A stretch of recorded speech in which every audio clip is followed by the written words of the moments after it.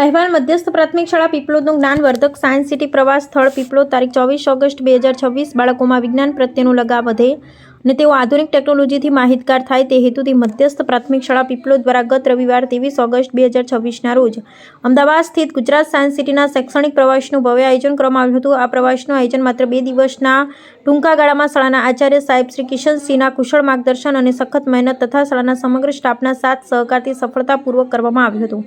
આ શૈક્ષણિક પ્રવાસમાં ધોરણ 6 થી 8ના કુલ 122 ઉત્સાહી બાળકો 14 શિક્ષક મિત્રો જોડાયા હતા।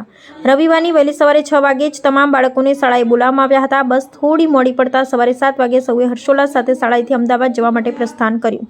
બસની મુસાફરી દરમિયાન બાળકો પોતાની મોજ મસ્તીમાં અને ગીતો ગાવામાં એવા તો ગુલ હતા કે રસ્તો ક્યારે કપાઈ ગયો તેની ખબર જ ન પડી ને સવારે 11 વાગે સૌ સાયન્સ સિટી ખાતે પહોંચી ગયા।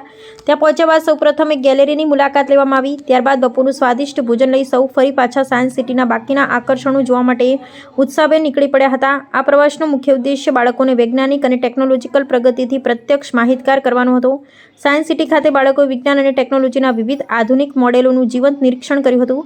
બાળકોને રોબોટિક્સ, ઓટોમેશન અને સ્માર્ટ ટેકનોલોજી વિશે વિસ્તૃત સમજણ આપવામાં આવી। તેમણે અવકાશ વિજ્ઞાન અને ઉપગ્રહ સંબંધિત પ્રદર્શનોનો રોમાંચક અભ્યાસ કર્યો। આ ઉપરાંત આધુનિક કૃષિ ટેકનોલોજી, કૃષિ રોબોટિક્સ તેમજ રોબોટિક સર્જરીના નિરીક્ષણ દ્વારા તબીબી ક્ષેત્રે ટેકનોલોજીના યોગદાન વિશે બાળકોને અમૂલ્ય માહિતી મેળવી હતી।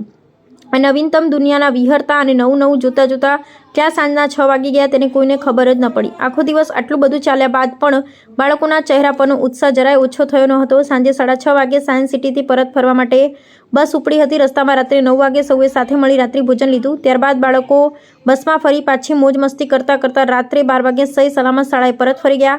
આચાર્ય સાહેબ શ્રી કિશનસિંહના શ્રેષ્ઠ નેતૃત્વ હેઠળ અને શિક્ષકગણની જહેમતથી આ શૈક્ષણિક પ્રવાસ ખૂબ જ સરસ રીતે અને નિર્વિઘ્ને પૂર્ણ થયો હતો। બાળકો માટે આ પ્રવાસ અત્યંત જ્ઞાનવર્ધક, જિજ્ઞાસા પ્રેરક અને આજીવન યાદગાર બની રહ્યો હતો। રિપોર્ટ ગોરધનભાઈ પટેલ।